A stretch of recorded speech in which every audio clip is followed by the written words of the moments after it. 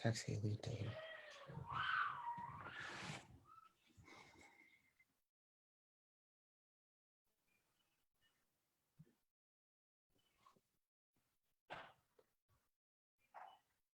All righty. I think we're live. Yay. All right, everybody. We're so glad that y'all are here. We are on our 4th episode of Asking for a Friend. And so the whole premise is that, you know, those times when we say that we're asking a question for a friend, but really we are the ones that want to know the answers. That's kind of the premise of this whole series. Every week we've been doing a different topic. And this week, you guys, we have the best guest with us. We're going to be talking about marriage. And we have Pastor Wayne and Pastor Classy here from New York. And so Chris is with me too. I let him join us for this one. So we're just going to have so much fun, all 4 of us. So it's going to get crazy. But, you know, here's the reality that we've all been stuck inside with our spouses now for a long time. And it can get a little hairy sometimes. And so we realized that you all might be in the same boat, whether you're married or in a relationship, whatever that might look like. And so we just wanted to have Pastor Wayne and Pastor Classy on here, and we're just going to grill them on all kinds of good questions. And so, kind of just tell you about Pastor Wayne and Pastor Classy. They were actually at Centerpoint Church last summer. We got to introduce you guys to them. Y'all know the whole praise hand things, right? So you guys will love this. And so they are the pastors at Life Church, New York. They live in White Plains, New York. And so they have been married for 20 years. And so they know a thing or two about this whole marriage gig. So welcome. We're so glad you're with us today. Glad to be on. All right. So good to be with you guys. All right. So I just kind of want to open up. Y'all just tell us a little bit about yourself. That's our Great Dane. He's piping in here too. Just want y'all just tell us a little bit about yourself, your marriage, how long you've been married, all that fun stuff to kind of get us started. Well, I'm from Westchester, and Classy is not my real name. My real name is Claudine. Classy has, Wayne gave me that name about 23 and a half years ago, and way before we got married. And so that name kind of stuck with me until now. And actually, not a lot of people really know my real name. So everyone knows me as Classy. So Classy it is, right? So I love what I do currently, which is being a wife, being a mom, and being a leader. And I enjoy that immensely. I never thought that I would even marry a pastor, okay? Especially one that looked this good. This one that looks so fine. But God knew what he was doing. I love to read Christian fictions, and I also, you know, balance it with some spiritual things too, some spiritual books too. So I like to keep busy. I like to travel.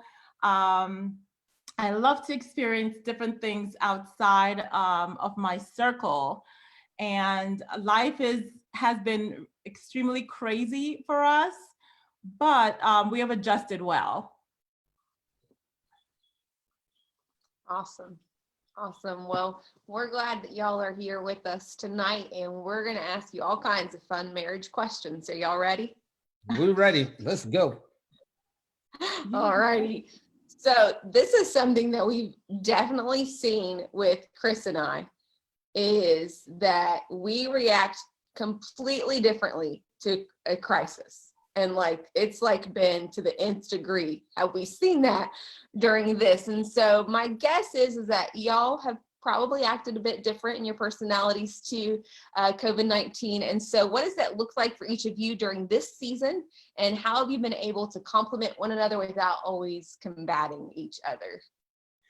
I think for me personally, you know, I tend to go inward, and I don't, you know, I'm talkative and extroverted, but I like to stay up in my brain a whole lot, which can sometimes come across as like low level irritability, because she'll be asking me, what do you think about this? And I haven't really fully processed it, so I don't want to talk about it. So I kind of have like a little bit of a clapback spirit, but it's just me trying to figure out how to manage a lot of the emotions and the tension and the drama of being indoors. She's much more decisive and much more clear about the way she feels about things. I'm an emotional kind of feeler, kind of vibration type of person.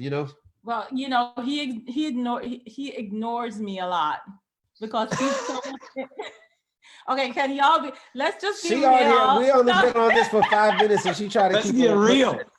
She tried. No. It's I don't mean it that way. No, but like Pastor Chris, when you're involved in so much, and I'm like, interjecting, asking him questions, and he just has this delayed reaction. I'm just like, okay, he's ignoring me. I'm just trying to keep it. I'm trying to keep it here, right? Because I don't want it. The bad thing for me is that it turns into surface level irritability, and it's not personal. It's just that I'm pretty much annoyed about everything. So you just got issues. That's all. Yeah. I love you said clapback spirit. I feel like that's a thing. The clapback spirit. That's a thing. Dude. You know about that clapback spirit? When somebody says something to you, it's like, you just clap back. Don't get under your skin. I love it. Wayne, do you feel like, so something kind of different about the two of us is she doesn't need to talk to everybody all the time, and I need to talk to people all the time. So like when this is done,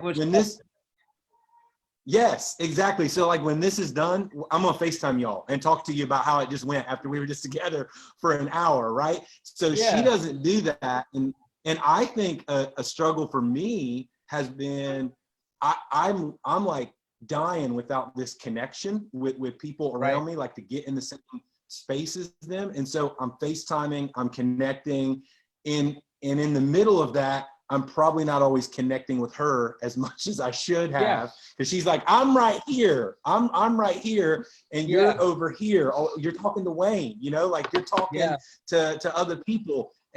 Have you struggled with that at all during this? You're just like him, just this. Well, the truth is, and I think, it's kind of hard for me to explain this to her, but she actually got on my case this week. There's something about, like, obviously you and I both have a lot of friends who are extroverts, but there's also sometimes where I just feel like I want to talk to exclusively like to guys about what I'm feeling, because they just might have a different bandwidth. It's not like I want to hold information. She came into the room the other day and she said, I overheard you talking to, some guy. Why didn't you feel like you could tell me that? And I was like, it didn't even cross my mind that I didn't share something with her. It was just like, I was processing in that moment. It was a guy that I was talking to, and it wasn't like I was withholding. So we're trying to figure out, how to serve each other and know when's a good time for her to have her space in quarantine, when's a good time for me to have my space to talk to other people so that we can come back together without a clapback spirit. Well, I feel like you just literally led us right into the next question that I had, was because everything does seem like it's running together, especially I know for us, like our work, our home life, just family, everything. And there's really no clear distinction of when one stops, when another begins. And so how have you guys set clear boundaries during this season? I think for me is, tuning in to each other's feelings, be direct, and that doesn't necessarily have to be a clapback, it can just be, hey, this is what I'm feeling, and I think one of the things that's important for me too is self-care. He is like, it's a big deal for him. So I'm getting up in the mornings and I'm making sure I'm putting myself together, because he likes that. So I'm gonna do things that he likes even during this time. And, just being able to think about his needs, and and just try to help him or try to come alongside him. And, I think one of the things that we've been doing well is that we've just kind of compartmentalized our house well. Like I work in my bedroom, she works at the table, that's her space. And we talk to each other as we need, but it's like we're learning how to divide our house and when to actually set boundaries on time. So it's like, we're gonna go for a walk at 5 o'clock together, right? We're working and we're busy. 5 o'clock, we're gonna go for a walk. Between 6 and 6:30, we're eating dinner. So it's those kind of strategic things of where is your space? Where's my space? We eat lunch together, we go back out, and then that's really helped with our psyche to not just constantly, be in each other's face. Yeah. That is actually. Yeah, that's really similar to what we've done, actually. Like we've got, we take turns because the bedroom is the best place to work. Our kids are a little bit younger than you guys, and so it's mass pandemonium in our family room most of the time. So it's like we'll kind of divide and conquer that. And we're trying this new thing this week. We'll see how it works. But this whole, like you were kind of hitting at this, like this whole, where do you each get your individual time? We're trying to sort through that right now because we feel like we've done okay with each other time together, but we're actually like picking a night and saying, you go do your thing and I'll go do my thing, and we'll separate in different quadrants of the house, and do your own thing. So we'll see how that goes. Yeah. I really feel like couples shouldn't feel guilty about that right now. Like that you need space and self-care. I think it feels like, oh, we should be just, in each other's face and, we're just so in love. But it's like, yeah, we love each other. That's why we're giving each other some boundaries so that we can be full and free and to read and to replenish so we come back stronger because we're in such close proximity. Well, I'm an introvert, or a light switch extrovert, right? So that's me. So, I like being by myself. I have to actually, push myself to, hey, talk to him and come, but I mean, he's been talking all day. He don't mind, you know what I mean? But like, I need that, like now and again, I touch base basically, so. A couple weeks ago, we were like hanging out and I'm talking to her, externally processing everything, right? Like talking about this and that and that and that. And like in the one gap of quiet for a minute, she looked at me and she was like, hey, if you need to like go out in the family room and watch a show or something, like that's cool. You can do that. And I'm like, oh, I got it. You want me to take a hike out to the family room? Let's go, Pastor Kristyn. I'm about that vibe too, please. Yeah, I love that. I love that. I think on Monday, Wayne actually usually goes out on Monday to do the tapings for the Life Church. And it's still new. She relapsed. She out here relapsing. And so I was kind of happy because I don't have to feel like, oh, he's around, like, oh my gosh. So he went out and you were there for about 4 my hours. sermons be like 9 hours now when I tape. I just take that. And it's kind of like a real, like a side, like let me just feel like I can probably just relax a bit, and then he comes back and then I'm cooking dinner and just preparing for the, for the evening and stuff. So I just think people that are watching need to not feel guilty that you still need space. Yeah. And that you still need some time to emotionally process things, and that you still need a sense of, for your own mental health, just a little bit of silence and margin, and it makes you stronger because it's sort of like we used to have date nights and stuff like that, and date night has become whatever time we're hanging together. It's like we were trying to be strategic, like, hey, it's still gonna be Wednesday, but you feel like it's date night every evening. It's every evening is date night, Just about.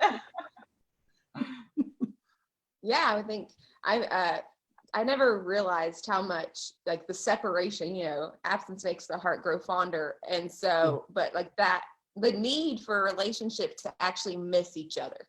Like, even if it's just during a work day. Like, I hadn't really ever thought about it because it was like, well, of course, like, I'm going to do my stuff, you're going to do your stuff. Like, not even realizing that, like, you know, you kiss and hug before you leave, you kiss and hug when you get back, like those distinct moments that, and it was like, oh, like now that we don't have that, and it's like just all mushed together, like how healthy that really is. Yeah. Exactly. Yeah. Yeah. So true. All right. So So true. you have 2 teenage girls at home with you, and a lot of the people that are watching here tonight, they have kids at home as well. So how are you prioritizing time and moments together as a family, not just as a couple? We are letting TikTok do that for us. No. I'll tell you what, when this ankle gets better, I'm on TikTok. I'm doing it. Can't even. We are Like letting they do. TikTok disciple our children right now. As long as they're quiet and they're making TikToks. We just Y'all have been making some good ones, little though, haven't you? ordinary little things, you know. Uno, we're playing games a little bit more. They're obviously self-directed in Yeah, they're schoolwork. older, so it's not like we're like constantly on them all the time, because they're actually bombarded with a lot of schoolwork right now. Yeah. So it's actually doubled. So I kind of feel bad for them, you I know. don't. But you know, quiet. I try to have them take breaks and stuff like that, you know. And We've been playing volleyball out in the yard. Walk the dog. You know, and we've been doing a lot of it's so weird. We've been in our house for like a year. And before the pandemic, we never did like family walks or anything like that, you know, and now we're walking around the neighborhood. We used to just go to the gym, you know, and all this stuff. I was like, no, I'm going to go get my cardio on a treadmill. Now it's like, you know, we're doing it as a family, and it's really cool. And the discipline of just eating dinner together has been great. Yeah. So the weekends are different though. We get them up for church. We really believe that they have to still get that same rhythm of waking up, getting on that couch. We're gonna worship together, watch church together. We watch and then two church. We watch Memphis and New York. So yeah, so they get plenty of church on Sundays. Give them Jesus. And they love it. It's good. It's good for us to interact with them like on that level, you know, because sometimes when we go to church on Sundays, they would separate, you know, they would be volunteering and the kids, you know, and stuff like that. And we're like in the auditorium or doing something, and we don't see them until church is over, you know? So it's like, we're just doing it all together, you know, until COVID is over. Yeah. You talked about like dinner together, family walks. Like something we're trying to process is, what are the things on the other side of this season that we want to take into the next season? Like those things that we feel like, man, we should, like, why aren't we having dinner together more? Like, why weren't we getting outside as much together? Like, what are those things for you guys? Is it dinner, walking? Is it more than that? Or are those things that you're like, yeah, we're taking those into the next season? We want to try to keep that. I definitely think dinner is I definitely think dinner for sure. And we're going to probably try to continue the walking. at least a weekly walk. Like, you know. Yeah. I love the fact that we spend that much, because we walk for an hour. And so it's 3.5 miles. And we, you know, sometimes we're talking, and sometimes Wayne we're all is listening to music. I'm Yeah. listening to one of my favorite speakers, and it's like, you know, but we're doing something together. I don't like doing it by myself. When I go out, and I went out today walking, and Wayne had a call, and I'm just like, he used to be here with me, and you know, he scheduled something on our time, and you know, and and but you know, I clap back. You see the clap back? It's subtle. It's subtle too. It ain't have nothing to do with me. And girlfriend does. She ain't even told me that she don't come on Facebook Live with Pastor Chris and Pastor Kristyn to give me a clap back, the subtle clap back. It's fun. But listen, like Pastor Classy's like, she's bringing it with that smile on her face, so it's good. It's smooth. It's like this. That's what slide it right in there. That's what it hurts more, when you smile and you get the clap back. Like, he didn't walk with me today. I was by myself, you know. Oh man, that's terrible. Felt like it is classy. I love it. Yeah, I think that's something important for us all to remember, is that, what do we want to take on the other side of this? Like, what are the things that we are learning now in this season that are actually beneficial to us and our kids that we can continue to do? And it doesn't just have to be right now. It can even be done. Hey, something real quick that we forgot to mention at the top of this call is we're going to take questions at the end of this tonight. So for those of you watching this, drop your questions in the comments, and we're going to try to get to as many of them as we can here towards the end of the night. So go ahead and drop your questions in there. We'd love to get to them. All righty, let's move on. I got some more for us right now, though. So I read this earlier this week. It said, if you want to be close, you can't be critical. It's a great principle to live by, but it's also incredibly difficult when you are with each other nonstop, 24/7. And so how can we live this out when we're always together? If you want to be close, you can't be critical. We're going to let you guys answer that one because we don't have a clue.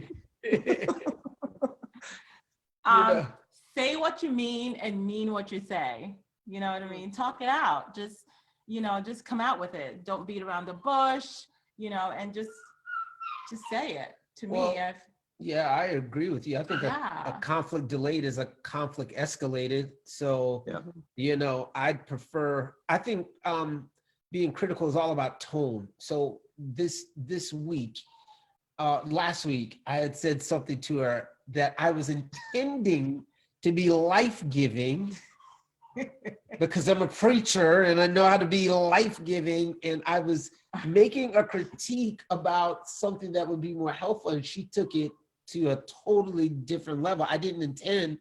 And, I had to apologize because it wasn't my intention. But I think we need to be we need to create safe places in our homes to express ourselves, particularly now in quarantine. Because if we're bottling now in quarantine, oh my goodness, can you imagine what's going to happen a month or two later? If we're holding on to, little grievances and offenses, I really feel like it's all about tone and timing. That's so good. So good. I think we have to pick our battles too, right? Like we can't, everything cannot be a code red. This is a major issue. This is a big deal. I think we have to, as a husband and wife, more clearly define, okay, that's still, and I think something I'm trying to do is if it's still bothering me a few minutes from now, then we probably need to talk about it. But most of the time, and some of this is my personality, but most of the time, man, if it's not bothering me in a few minutes, it's something I could have gone to a 5 or a 6 level real quick, and really it's not a big deal. It's just we're here and we're together all the time, and little stuff feels like big stuff, but it's not. It's little stuff, but it becomes big stuff if we hold on to it, like you were saying. I totally agree with that. Totally agree with that. I want to add something too. We're very we laugh a lot. We just cut up. Sometimes we cut up on each other. And and sometimes it kind of gets out of hand, but we know that what our intentions are, and so it's we just kind of play it off, we just laugh it off, and that's actually one of the things that we do it to each other, and our kids, we do it to our kids too, and our kids do it to us, and we just collapse on the floor, just dying. Yeah, we have a roasting culture at our house. We roast each other. I love it's like a Comedy Central roast at the Francis household. Yep. But we don't take it to heart, and it just makes everything just so light, and you move on to the next day just feeling great, and I think that's something that we would love for people to know about you all. You've been in this house with us, and you're just so much fun, and laughter does good like a medicine. And I think people need to know that this is who you guys really are. You really do genuinely enjoy life, and man, there's something to that, because you ever seen those married couples that look like they just hate life and hate each other in the process? It's who wants to be around those people? It's not life-giving. Everything's a crisis. And I really do think we have an opportunity, every couple watching this, in the middle of a pandemic, to kind of, I preached a sermon a few years ago called Bring Back the Laugh, right? And talking about just this concept of like, man, we need more church folks following. If the joy of the Lord is our strength, then we should have a smile on our face, and we should be able to laugh at life. And I think in the middle of a season like this, there's a lot of couples like we need to reclaim that spirit of just laughing together and enjoying one another. It's so important. So important. Yeah, I think I love what you said too about the timing and tone. You know, I think that is a big deal. Of just, and I think too, a lot of times, like I am the critical one of the two of us, but for me, I am so critical of myself. And so whenever I am critical of others, it's actually a reflection of me being critical of who I am and what I'm doing. You connect on that. Yeah. Yes. And so a lot of times whenever I am overly, you know, like finding myself always having that clap back spirit and, you know, just seeing every little thing that's ever been wrong with anything you've ever done, it's actually like, I got to go self-reflect there and be like, okay, like what's going on in your own heart, your own mind, and really just take it to heart to do that. Yeah. So true. I'm exactly that way. I'm extremely hard on myself. And so when I do critique other people, it comes with the level of the same sound I have in my head for myself. Harsh. And that's why I've had to learn about tone. And,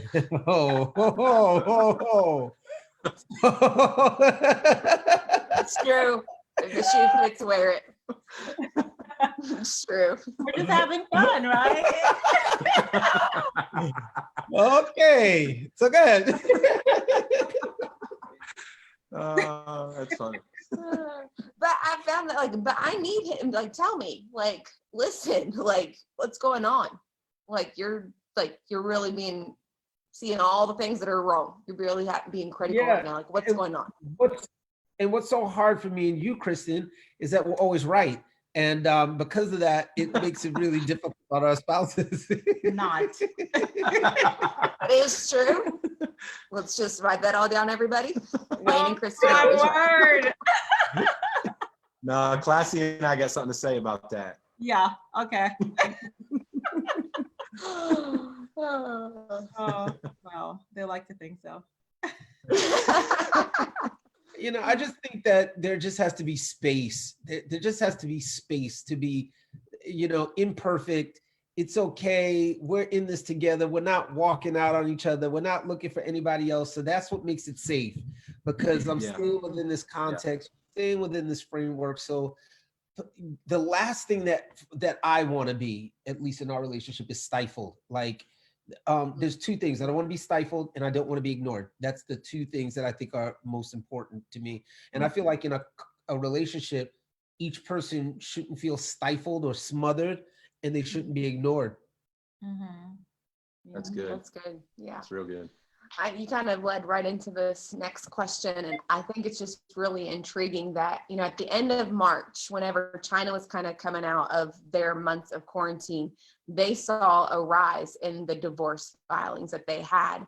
And so then as us, as Americans, as we are all coming out of what this might look like and reopening and all of these things, you know, I've read that the divorce lawyers, they're gearing up because they are expecting there to be a rise in the divorce filings over the next few months. And so, I mean, how can we, I also read this, I thought this was hilarious. I'm a nerd, a word nerd, where somebody said you can't spell divorce without the letters COVID. Whoa. It's true. Right.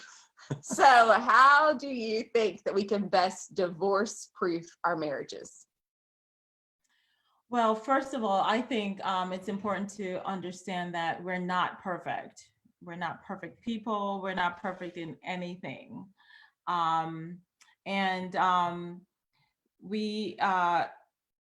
We also, I feel like we also need to be cheerleaders for our husbands, you know, be in their corner, be in his corner.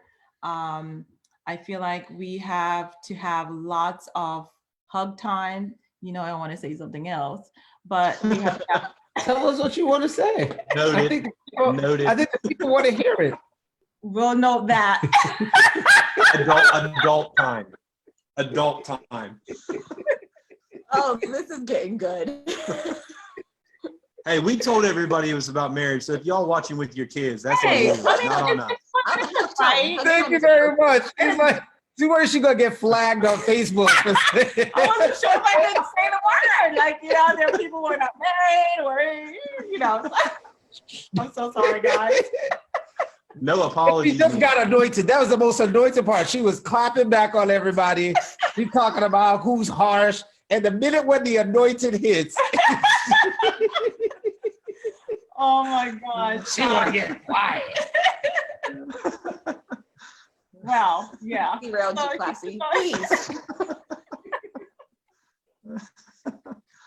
Yeah, I mean, you know, we can't do it all, but we're gonna try to find ways to accommodate each other and to love on each other, you know. And do you feel like we've done that? Yeah, I mean, I don't feel like we've had cabin fever. I do think that it is important for you to maintain intimacy. I think it is important for to divorce proof your marriage in this season, to have high levels of communication and enjoyment around certain things. It could be, man, like there's little stupid things that we've picked up along the way that have been kind of like divorce proofing to me. Sort of like at night, I like making a hot Jamaican beef patty and eating half with her, right? Not and healthy. just sharing half of my Jamaican beef patty with the girl. You understand? So it's like little small things that are like that, but it's a routine, which I also think is important. Routine. Rhythms, right? Yeah. Rhythms and processes create and shape perceptions. And the more you can start building in these things, I think you divorce proof your marriage. And a high level of intimacy, which I think is fantastic. Yeah. That's so good. Listen, intimacy is huge, I think, in a season like this, because I think that there was a statistic I read the other day in an article that talked about just it was coming from a Christian perspective, but the amount of people that are going to the wrong sources right now for Correct. their desires and fulfillment. And so for those of us that are married, man, we should be looking at this like, what a great time to reconnect. Like, is it different? Yes. Is it crazy? Yes. But we've got some time for each other that we wouldn't normally have. And so instead of seeing that as, oh my gosh, I got to see them again, it's like, no, increase that component in your marital equity. Like, that matters. So you see this as an advantage and an opportunity, not an obstacle. We don't want to look back on this season. We don't know how long this is going to last. And here in New York, we probably won't be out of shelter in place until 2031, right? So when we don't want to look back on any of this season with, man, I wish I would have ate more with my kids. Man, I wish we would have talked more. Man, I wish we would have watched that movie together on the weekend. Man, I wish we would have cooked together. Man, I wish we would have did that virtual FaceTime with our neighbors. And you look back on this time, which is also a gift, and say that you didn't milk it for the good things that are coming out of it. Yes, we can go stir crazy. Yes, it is so annoying being in the same, but I mean, we really need to soak the best things out of it. Yeah. So true. I think that if we are looking at this, and this is, I think we can specifically lean into this with our marriages and our relationships. If our goal is getting back to normal, I think God's got better than normal for us on the other side of this. And so I feel like he's really been stirring in my heart that the idea of this new normal is to get a better normal. Like, this is not just, hey, go back to the way things were. This is more like, I am showing you and teaching you things in this season that I don't want you to leave in this season. I want you to take them with you. Right. And I want this to be a better version of normal. Because the truth is, like, what's normal? Most of it, normal wasn't working for most of us. A lot of us, normal wasn't good. So why do we want normal? Let's find a new normal. Yeah, I think that's good. Okay. I think too, something that we've really practiced in our relationship is the truth that our words have power. They can bring life or death. Scripture tells us that. We all know that. And so you can't just throw around things like, divorce. Mm-hmm. You can't just throw around words of I'm leaving you, I'm not, those things. Yep. Like if you continue to say that over and over, we're just planting seeds for the enemy to come in. Like we're just opening the door for that. Yeah. And so we've literally just like, that not allowed. Like it's just off the table. Yep. We do not speak those things over our relationship. And so I think that's important. Yep. Yeah, I really believe that the condition of the soul is always at the tip of the tongue. Yeah. So you need to make sure that you don't let the condition of your soul come to the tip of your tongue if your soul ain't right. That's good. I hope y'all wrote that down. That's good. Preach. That's really good. That's good. All right. So we've got a few questions that have come in. So we're going to ask them. I like this one. How do we safely navigate unmet expectations within a marriage? They're coming at you strong. Oh, Wow. How do we navigate unmet expectations? That's not really fair, because if I'm gonna be honest, it's not fair. I think success in life is managing your own expectations healthily and not displacing that on another person without telling that person what your expectation is. Otherwise, you only set me up for failure. It's not fair. Especially, how do I know your expectation is unmet if it was untold? Yeah. So I think that has something to do with it as well. Did you tell the person that's your expectation? Because if they didn't meet it, then there's accountability. But if it's unmet because you just kept it silent or something like that, that's unfair. Yeah, that's good. so true. So the first thing we would say is like, you got to communicate. What is that expectation that you have Right. Yep. with your spouse? Like you just have to, like what you were saying, Classy, you just got to be clear and like just say what you need. Like don't be afraid to communicate that. Yeah. Yeah. Clear, not That's clever. good. Yeah, man, I think sometimes too, we've got to be careful.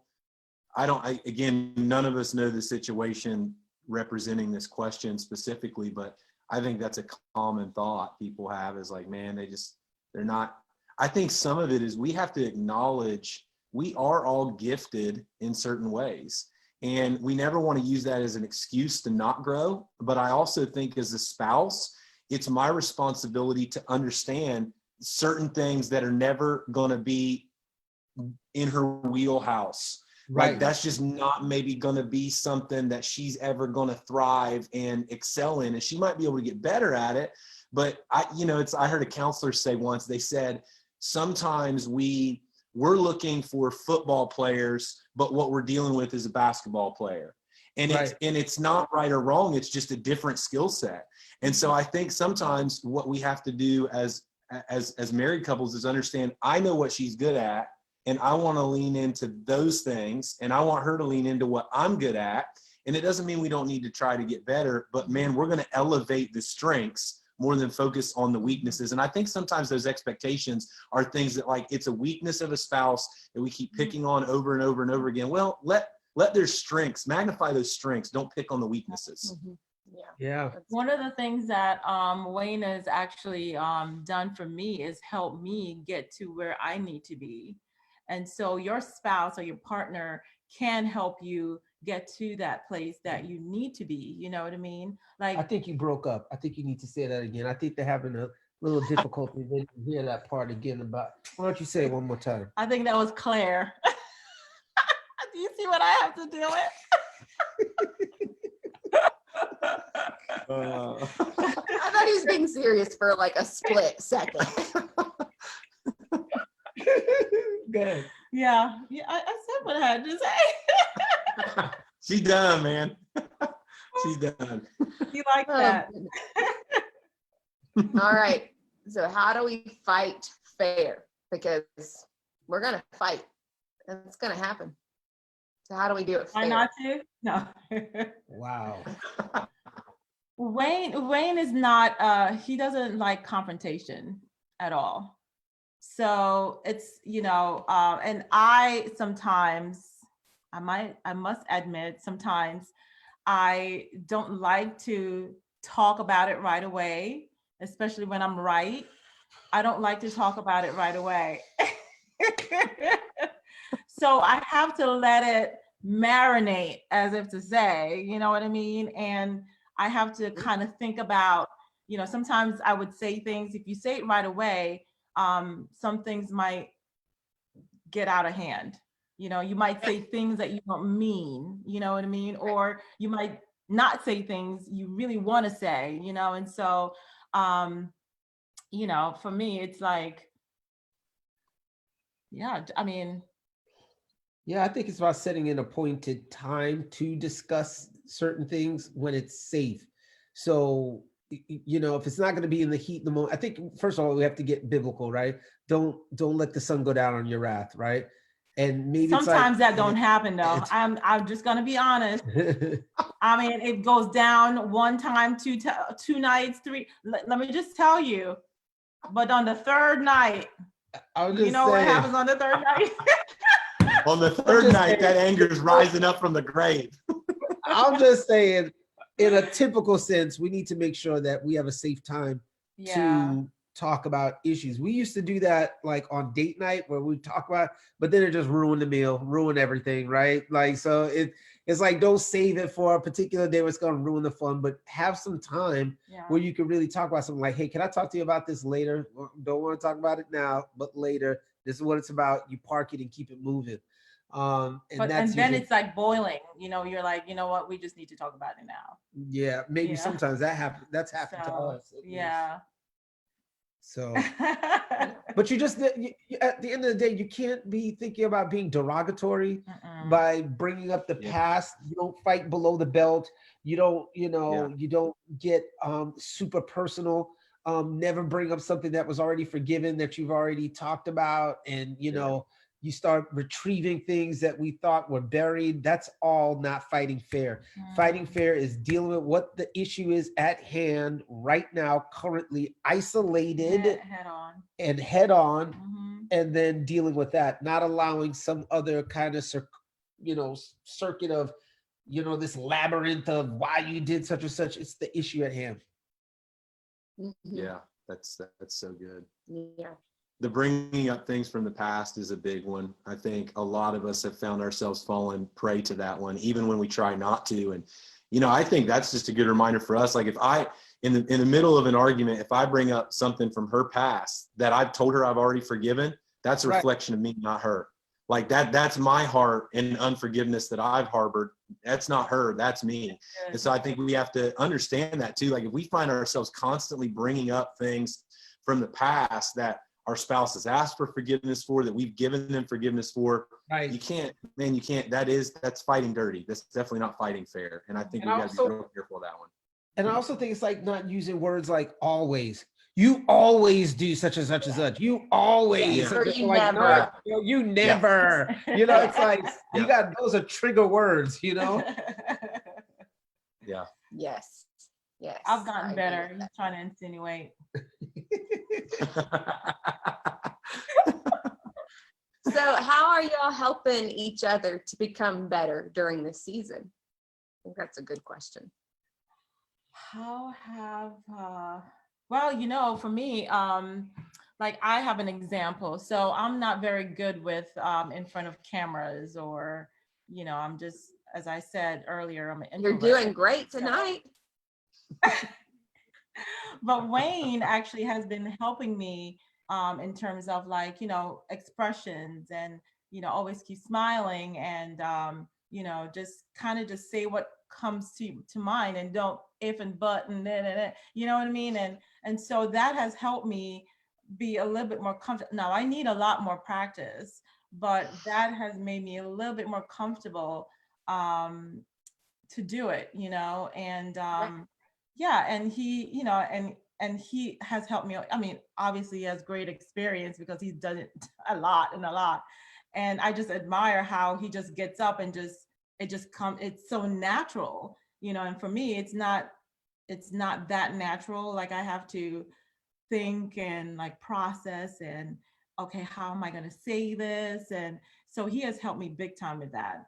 And I know that I'm so grateful because now, I have to be in front of the camera more, which is still not comfortable for me. But like he's there, so it makes it a little bit more comfortable. And I think she's been helping me a whole lot with structure. I'm sort of like, I'm going to do 9 million things in one day, you know, and she's much more process oriented, and I'm like a robot. she's like a robot. Like, you got to do this here at this time. This is happening at this time. Let's go, you know, and I think that has really been helpful in this season, where it literally feels like we're working 3 times as hard as we were in January. If we're all to be honest, like it is, at some days you just feel like I'm exhausted. Mentally exhausted. Like I just don't have the sauce anymore, you know? And so I think she's been very, very good at establishing those rhythms. Like, no, we're eating at 5:30, right? You know, where typically I would just keep going, or no, we're going for a walk, or no, we're exercising at 9 a.m. and she's got everything set up and things to go that are kind of like keeping me in, you know, good step. I just think that, you know, if you help that. each other, you know, just helping each other, and even small things like, I don't drink enough water. So, you know, she'll come by and be like, here's some water, you know, just like those little things that I would normally just overlook. It's just been fantastic. Oh, that's great. Well, mushy. Pillow time is in the future. Hug time. Hug time. Yes. Hug time. Stretch your hand forward toward the screen right now. We're gonna need to end this soon. It's gonna come off the rails if you keep us on here too long. Yes, that's definitely gonna happen. All right, so just a few more questions here, but I think this is a good one. So obviously, being cooped up together with the world, like literally so much uncertainty, like that's a lot of stress, anxiety, pressure, and there's no doubt that this amplifies the fault lines in a relationship. You know, you see those things, and we've talked about a lot of those things, but how can we give ourselves grace, and how can we show our spouses grace in this season when it feels like everything is amplified to the nth degree? I mean, first of all, I think you have to think about, I'm thinking about Wayne, like what you think of your spouse before this season, right? And coming into this season, don't expect more than you were expecting when you were out, when you weren't in the season. So to me, I feel like, you know, Wayne, you know, he's been great. He's helped out. Now, we didn't start that way, but he has helped out a whole lot, and being partners. I mean, like really being partners, like helping me with cooking, and because, you know, us ladies, you know, we work, right? And we have the laundry, and we're cleaning the house, and we're doing 5 million jobs, right? And while in this COVID season, you know, and attending to our husbands, but he has come alongside me and helping with cooking. And he is, you know, which he does not like to do, taking the dog out. He has taken the dog out. He has grocery shopped. I mean, I'm just like, I hope this can be something that can be carried into the next season. Lord, I'm praying that. But I mean, he has helped in the past, but it has been more now. So my thing is, don't expect so much more in this season when you didn't expect it from him prior to this season. I think that's good. I think the first thing that came front of mind is, I think we have to give ourselves permission and give our spouses permission for various things. Like there's sometimes where her mood is just off, right? And I can take it personal or something, or I can just give her permission to just kind of feel like I'm just not feeling like a vibe right now. You know, it's not me. It doesn't have anything to do with the kids. I'm just in a mood right now. And like for me too, sometimes she'll be like, is everything okay? And I'm like, yeah, it's okay. You know, and she can feel my spirit. It's just, I'm giving myself permission to grieve, to be quite honest with you, to grieve that I'm not with my friends, that I don't get to go hang and so on. And every so often, I just need to sit in that place and experience lament, that God is actually with me and with her in her, your own. And it's not all, because the enemy would like to make it about you, right? Like, oh, I must have decided, oh, she stink. Why she, but his attitude's nasty. Well, no. Sometimes we just need to work out our emotions and let God just sit with us in our lament and let him, communicate to us that we don't even know how we feel sometimes. We can't even put words to it, right? Like, this is why David's like, hey, let the words of my mouth and the meditations of my heart, because I can't understand it. So, So good. Yeah. That's good. That's a good word. That is really good. Permission. I think, just giving ourselves permission. That's so good. I've heard somebody say, it's like, we're not going to get an A+ right now. No. Like, I like that. Right. I like that. Right. I got to start using that. Like, let's shoot for a C. Right. C+. It's just like, that's just the way it is right now. Like, literally, our bodies, what's going on, our emotional, mental capacities, like, we're not going to get an A. Yep. So right. And we can't expect our spouse to be getting an A either. Exactly. That's hard. It's still 50 degrees here. here. Fair. It hasn't, the sun hasn't always shined every day. That affects our mood sometimes. We didn't get enough vitamin D. And it snowed like uh, last week. And it's just like, all those things are, environmental factors that impact us. Yeah. Oh, good. Yeah. So good. This has been amazing. Oh. All righty. Well, I want to know some final words of wisdom, advice that you'd give to married couples, people who are in relationships. Let's hear from both of you. Some final words of advice, just whatever. I would say find joy and enjoyment in something.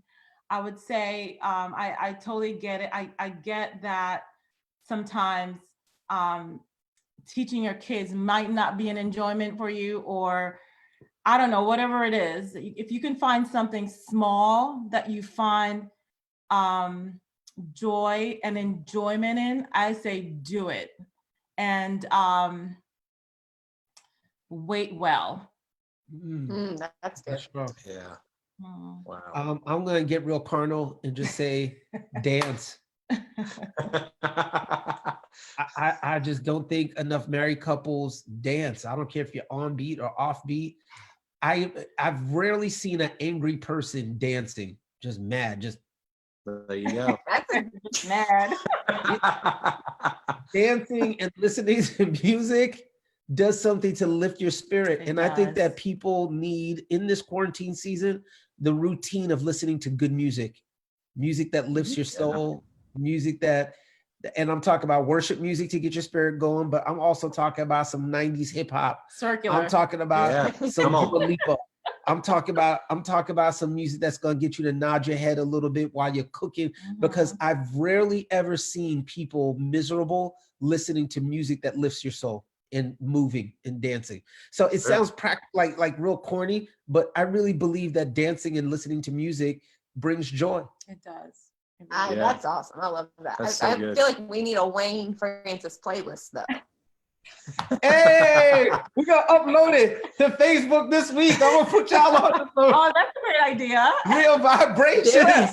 If y'all want that, give us some hearts and loves there in those comments. Put some love in the comments and I'll get this playlist popping. Y'all not ready. They don't want to play this. They're not ready. She heard playlist, and what I heard was start a TikTok account and do the Tootsie Slide with your spouse. That's what I heard. Put some Drake on and do. That's what I heard.